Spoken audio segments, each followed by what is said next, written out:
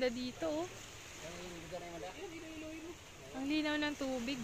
Ang linaw ng tubig. Pwede na maligo mo, linaw ng tubig mo. Wow. Kaya lang mabato po yung kampang.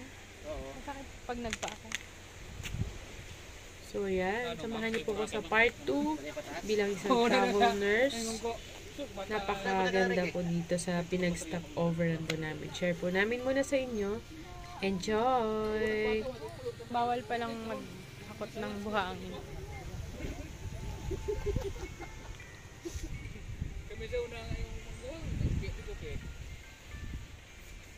Po, magandang araw sa inyong lahat. Okay, nandito na po kami sa Katiklan, Aklan. Nag-stop over muna po kami, medyo kami po ay sila yata yung maliligo. Ano lang ako sakay. Yan. Ganda dito. Share ko yung view. Tingnan nyo naman mga ka-listeners. Oh, napakaganda ng paligid. Ang tahimik ang lugar. Walang katao-tao masyado. And masarap siguro maligo dito pag bandang hapon. Yan, pasyal-pasyal muna po kami while waiting sa tabing dagat. Sarap po dito. Maswerte po ako dahil naisama nila ako. Kahit pa paano nakakapasyal na rin ako at the same time nakaka-relax. Hello, te! Mainit! Naka-say this one? Ito, ang ganda oh. Medyo wala lang signal pero okay lang. Shall po tayo. Sama ko po kayo.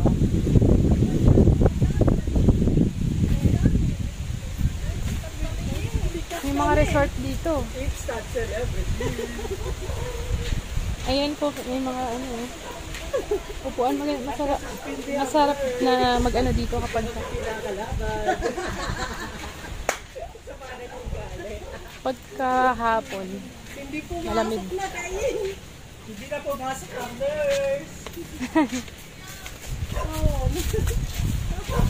Hindi na titigil ah.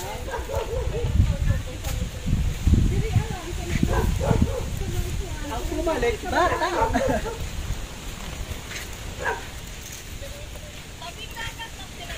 Oo. Halos. Carla. Ay, si Carla. Si Dailin. Mukha ka ni Dailin. Nay!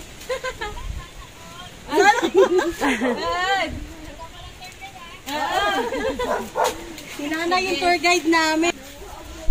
Yan, behind the scene lang po ako. Hinayaan ko lang sila na mag-enjoy. Sila madam. Yung mga apo ni Lola. Masaya po silang kasama at napakababait. Ang listeners nyo, gala. Sarap ng hangin din.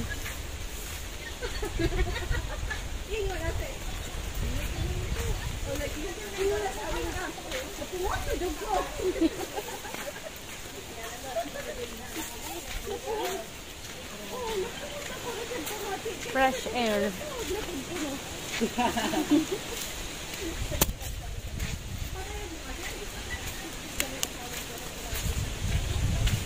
Anong lugar po ito? Okay. Uy, anong lugar to? Katiklan? Katiklan. Pandan. Pandan, Katiklan. Ang Katiklan? Ah, iba pala yun. Pilaya, Abasyon. Hindi. Ano sa kanila? Bulanaw. Pandan. Nadaanan namin. Pandan. Meron nga. Pero ano po yung... Barangay Duyong. Barangay Duyong. Pero Pandan. Pandan yung town. Municipality. Opo. Sa kanila, Barangay Bulanaw. Municipality nila Libertad. Kasalan namin. Yung malakas yung kapoy. Pandan. Barangay Buyon? Duyong. Duyong pala. Kasi may ano yung dugong ba na yan? Oo nga. Na ano? Ang tawag yan, nadagsa sa dalampasigan ng tito na dugong. Opo. Na-preserve doon sa barangay Totoo hall. talaga po yun? Ano ba itsura nun? Dugong isda na parang baboy. Ay, akala ko yung para syokon. Dugong. Isda na mukhang baboy. Parang baboy. Mga ganito ka. Parang tao po yung size. Kaya yun yung buy. Meron po. Kaya pangalan niya, Duyong. Imbes sa dugong, duyong. Saka talaga, ang dami pang buhangin dito. Ganda dito. Oh. magdadala pa Ang uwi. pino. Video mo nga to. Dito na dito.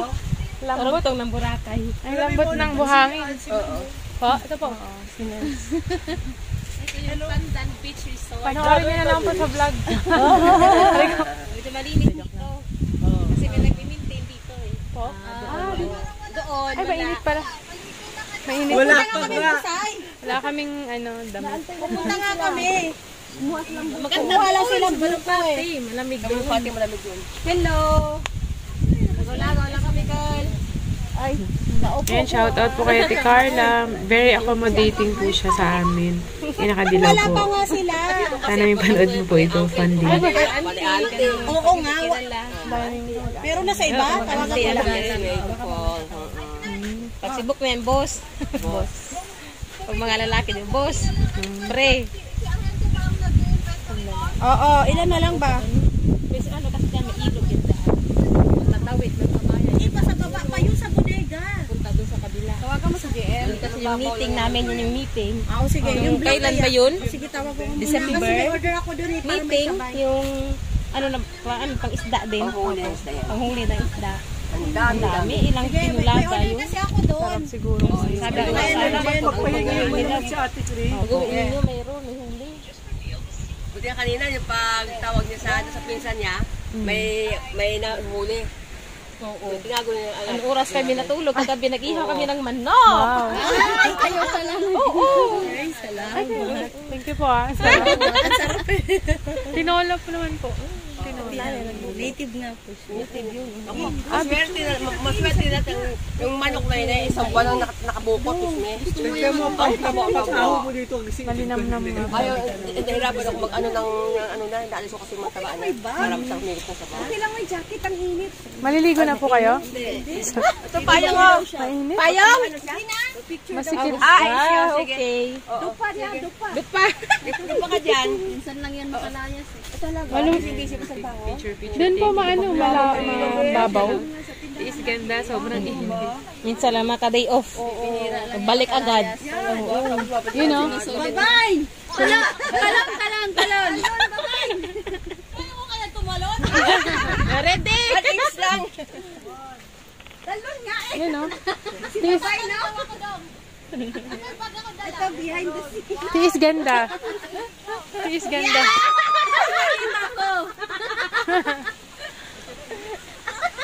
Mainit kasi. Mainit kasi ang sakit ng ano sa araw. Ano na ginawa mo? May stolen yan na eh! Nakita ko sa ikit!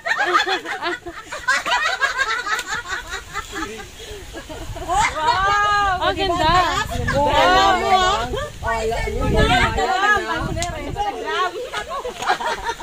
Ang ganda nung ano. Puti pa yung cycling kasi Oh, yung view niya. Blue na blue yung ulan. Ala. Ala. Baba na kasi naman yung O, baba lang.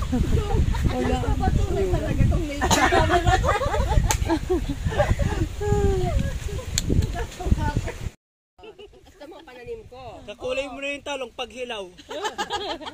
Uy, kinakain yung talong ah! Kaya nga.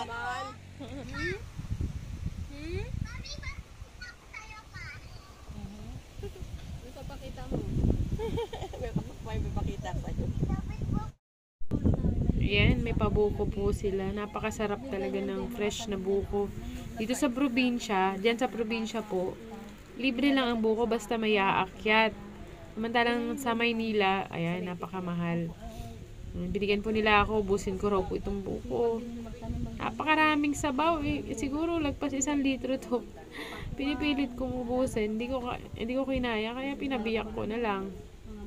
Napakalaki. Well, gamot naman po ito kahit paano nakakalinis po ng pantog itong buko juice. Enjoy lang muna. Pasensya na kayo kung hindi ko to masyadong kinat. Kasi one day, panonoorin ko po ito bilang memory ng first time na pagbiyahe ko papuntang South, papuntang Aklan. Napakasaya. Napakababait po ng mga kasama ko. Ayan, shoutout po sa inyo. Ayan, kung iisipin ko yung nagdaan na panahon ng buhay, medyo mabigat. Talagang hindi madali ang pagdadala ng buhay. And napakasaya ko dahil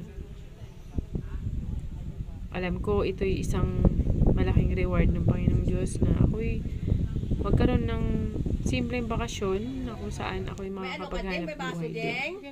May baso ka? Alam naman ng Panginoong Diyos kung gaano ako nagsikap para sa aking mga church activities. Kahit least priority ko po talaga yun. Kaya I believe na this is a one part of His blessings to me. Thank you rin po kay Ate Ann sa pag-refer sa akin para sumama sa kanila. Ayan. Napakasaya nila, oh. Dito na lang, masarap dito. Naubos ka na. Ubusin yan. Tapos ito, oh. Nakingal. Dito na. Pero ang ginawa niya na kutsarang oray. Ganyan talaga pag nasa atin na. Pag nasa bukid. Nilugasan ko pa yan, mami. Nakatago po. Nakatago.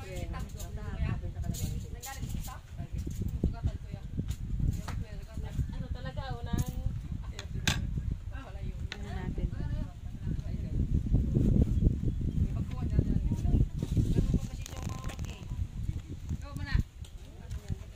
Pag ginano kasi matatapos. Bisain mo. 1, 2, 3. Back. Ang dami pa rin pala. Ay, nabasa ko na. Tutuyin mo na. Tutuyin mo na. Nayo. Meron pa doon. Mayroon pa doon. Sa'yo na, sa'yo yan, ma'am. Ay, gano'n. Ang dami pa pala. Akala ko konti na lang. Inumin mo yan sa'yo yan. Malaki kasi sa'yo. Pabiyak ko sa kanila. Meron pa ba? Meron pa po. Masin ko na lang. Napakahusaya ni ano sa may mga sakit na ano sa UTI. Opo. Mahal po ito sa Manila. Mukhaan pa isa yan. Ano po, minsan 35 to 45. Isa no? Ano po kasi yan eh. Yung ibiyakin, tapos kukunin lahat. Yun. 45 po siguro. Di ba po? Ay, 45 pesos yun sa Manila tong isang buo. Opo, isang buo. Libre lang. Opo. Basta may Tamis na sa bawd. Gusto mo, oo nga. Gusto mo. Huwag ko yan. Ay, basta.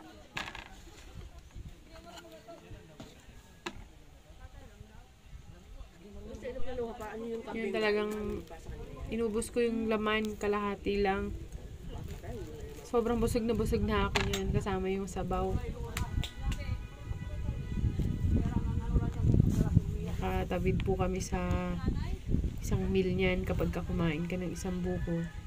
Napakasarap talaga. Yan. So yun na nga. Ayan, dumilim. Ayan, okay na ulit. Ang daming ano dito, oh. Talong. Bilis na ang bakasyon. O ma'am, patalahin mo na. Ay po, hello. Okay na. Depto, ang dami pong talong, oh. Kaya na yan. Ito pamangkin ko. Kasi pag yung bata na to, kaya siya ng tatay ko. Oh, yun yung minanay niya po. Magtatanim. Nay! Nay! Si Merote, bilis mo magaling na yun si Merote. Paano, Nay? Si Jonathan, mahirap. Punta mo na kami doon. Salamat! Thank you po! Di manong kandig. Ha? Manong kandig, itatay. Galing na katayin ko. Panguwi mo lang Paano kaya tinanim tayo? Yung mga sa puno kasing laki din. Dali, magtatay siya. Marami siyang gagawin. Magtatay pa siya. Sino malaha? So yun na nga. Yun, bumiyahe na po kami para makapag-swimming dito sa Malumpati Resort. Basta, shout out sa lahat ng Malumpati. Malumpati Resort. Spring. Cold Spring. Cold Bukal. Spring. Napakalamig ng Palamig. tubig. Flowing water po siya. Ay na sila oh. And pwede kang mag-swimming. Hawak-hawak sila kami eh. Mababaw lang naman po yung tubig. Ay, grabe oh. Pwede ka rin mag-diving. Sige. Saka, yun na, yung ginagawa na floating Ay, sila ganun. dun. Pwede rin dito. Oo, sabi sa'yo eh. Napakasarap ng pakiramdam. Yan lang. Fresh air. Yan. Enjoy. Hindi ko na na-videohan yung pag-swimming ko. So yan, grabe. Nakapang nurse pa ako. Naka-scrub suit pa ako, tapos nakapalangoy na rin ako. Sinama rin kasi nila ako dito sa Dalumpati Resort. Malumpati. Ayun o.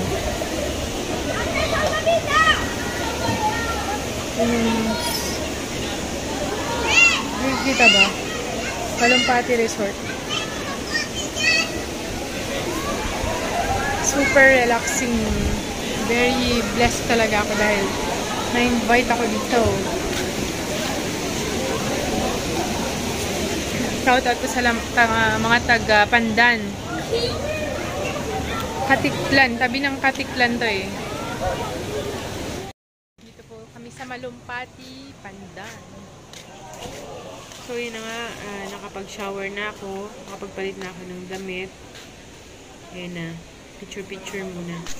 Thank you po sa pag-picture. Salamat ng napakarami. Ha? 300 kilo? Dito 50? Tatlong ganyan. Ito 80. Tatlong. So, palengke tayo muna po ng mauulam sila. Tsaka ng mga makakain. Kasi kinabukasan, nagbabalak na po silang pumunta ng Boracay. So, ito po yung, yun po yung part 3 ng ating paglalakbay sa Boracay na po. Sana abangan nyo po. So, ito, tulong-tulong muna ako sama-sama muna ako sa pamamalengke po nila. Napakababait po nila, sirs, ma'ams, napakabait po. So, yun na nga, yung mga bilihan po dito ng prutas, gulay, karne is nasa tabing kalsada lang itong binilahan namin. And konti lang yung mga pwesto dito, kaya, ayun, ilan-ilan lang yung mga nagtitinda. Kaya, hindi naman talaga nila na hindi po ng napakaraming mga, hindi man marami, sapat lang. Marami kasi kami ng maraming mga gulay, mga ulam-ulam, and then bumili rin sila dito ng lansones, saging na, ayan. Dito ako sa Bulanao, Pandan. Dito ako sa boulevard nila. Daming bangka. 1, 2, 3, 4. Titignan namin yung sunset dito.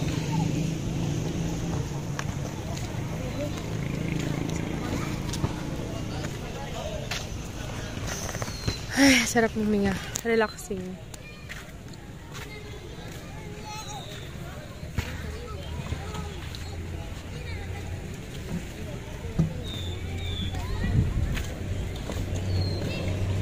Hi, vlog. Vlog ba? Vlog. Vlog na. Ganda ng nung sunset. Kulay orange. Kunyari, hawakan natin. Bali yung bahay po ng pasyente ko na hinatid ko ay ito lang, katapat lang talaga ng dagat. Magpapalaot na siya. So yun na nga, mga ilang lakad lang na makakarating na ako dito mula sa bahay ng pasyente na si Nanay Maria. So anytime pwede silang maligo po dito. Kaya talagang swerte po yung mga nakatira sa tabing dagat dahil katabi nila yung nature creation ng ating pong Panginoong Diyos. So yan, tignan lang muna po natin yung view po dito. Wala nang sunset. Liwanag masyado. Kaya see you on my next video.